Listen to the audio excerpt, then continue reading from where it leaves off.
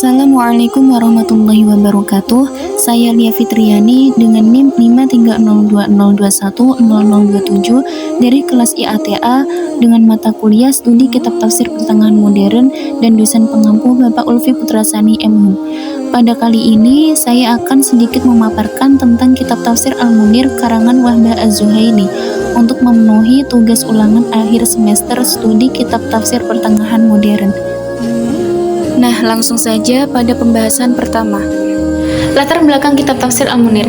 Kitab tafsir Al-Munir ini diberi judul dengan At-Tafsir Al-Munir fil Aqidah wal Syariah wal Manhaj yang terdiri dari 17 jilid dengan 8.000 halaman dan diterbitkan oleh Dar Al-Fikr Al-Mu'asir Beirut, Lebanon.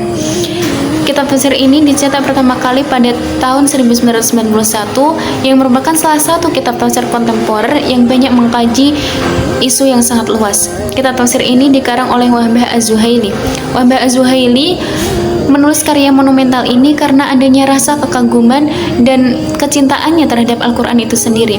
Hal ini ditunjukkan pada muqaddimah tafsirannya dengan menegaskan bahwa Al-Quran adalah salah satu kitab yang paling sempurna yang dapat memberikan inspirasi dari berbagai hal. Sebagai rujukan utama, Al-Quran tidak pernah kering dari informasi, baik dari segi pengetahuan dan kebudayaannya. Sehingga Az-Zuhaili pun mengakui bahwa ia banyak menulis tentang Al-Quran dengan jumlah hingga ratusan. Menurutnya, Al-Quran memiliki ikatan yang sangat erat dengan kehidupan modern dan tuntutan kebudayaan serta pendidikan.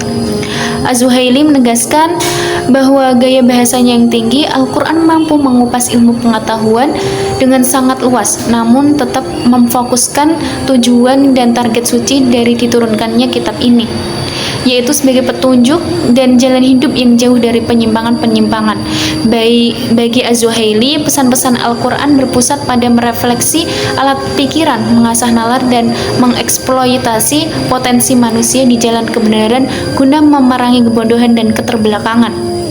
Dengan demikian, adalah tepat untuk mengklaim bahwa Al-Quran merupakan sumber ilmu pengetahuan sejak masa klasik dalam bidang ilmu sejarah, sastra, filsafat, tafsir, dan fikih. Kitab ini diawali dengan berbagai maklumat dan penjelasan dianggap paling penting seputar Al-Quran, sebagaimana umumnya tradisi kitab-kitab tafsir. Secara garis besar, bahasanya meliputi tema-tema besar seperti pengertian Al-Quran dan nama-nama lain dari kitab suci ini, cara turunnya Al-Quran, tentang ayat-ayat Makkiyah dan Madaniyah, ayat-ayat yang pertama dan yang terakhir turun, tahapan-tahapan kodifikasi Al-Quran dan sebagainya, dan lazim dalam kajian ulumul Quran. Semua ini disajikan dengan bahasa yang mudah dipahami dengan menyertakan pendapat para ulama yang muktabar dengan uraian yang sangat singkat dan jelas.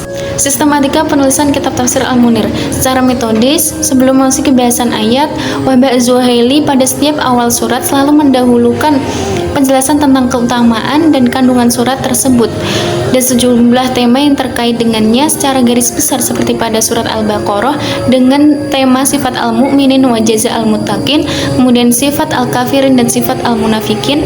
Setiap tema yang diangkat dan dibahas mencakup beberapa aspek, yaitu yang pertama yaitu aspek bahasa yang menjelaskan beberapa istilah atau mufrodat yang termaktub dalam sebuah ayat. Kemudian yang kedua yaitu ashabun nuzul, jika suatu ayat terdapat sebab turunnya ayat. Kemudian yang ketiga yaitu at-tafsir wal bayan, yaitu deskripsi yang komprehensif terhadap ayat-ayat sehingga mendapatkan kejelasan tentang makna-makna yang terkandung di dalamnya dan kesohihan hadis-hadis yang terkait dengannya. Kemudian yang keempat yaitu fikih al-hayat wal ahkam, yaitu perincian tentang beberapa kesimpulan yang bisa diambil dari beberapa ayat yang berhubungan dengan realitas kehidupan manusia. Kemudian penulisan tafsir Al-Munir disusun dengan sistematika ini ada 11. Yang pertama yaitu memberikan tema-tema tertentu pada kelompok ayat yang akan ditafsirkan sesuai dengan runtutan dalam mushaf. Yang kedua yaitu pada setiap awal surah, Az-Zuhaili menjelaskan hubungan munasabah antara ayat satu dengan ayat lainnya.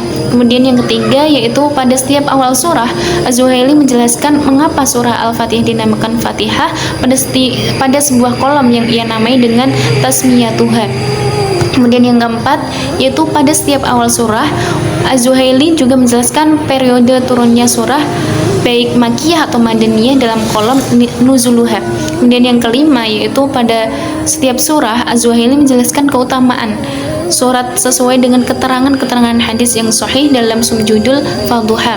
Kemudian yang keenam, yaitu pada setiap awal surat jelaskan isi kandungan surat secara global dan umum, yaitu dengan ungkapan ma'istamalat alaihi al-surah.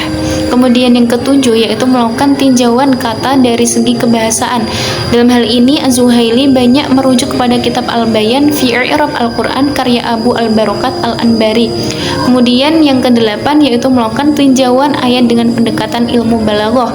Rujukan utama untuk membahas ini adalah Sofat Al-Tafsir karya Muhammad Ali Al-Sabuni. Kemudian yang kesembilan, yaitu menjelaskan ashabun nuzul jika suatu ayat memiliki sebab nuzul.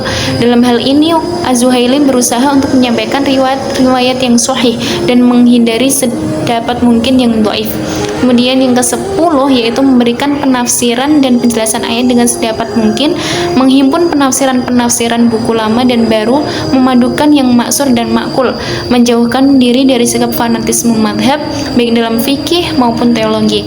Kemudian yang terakhir, yaitu yang ke-11, adalah menarik kesimpulan baik berupa pesan moral ataupun hukum-hukum fikih yang dapat ditarik ayat. Kolom ini dinamakan dengan fikih al-hayah atau al-ahkam.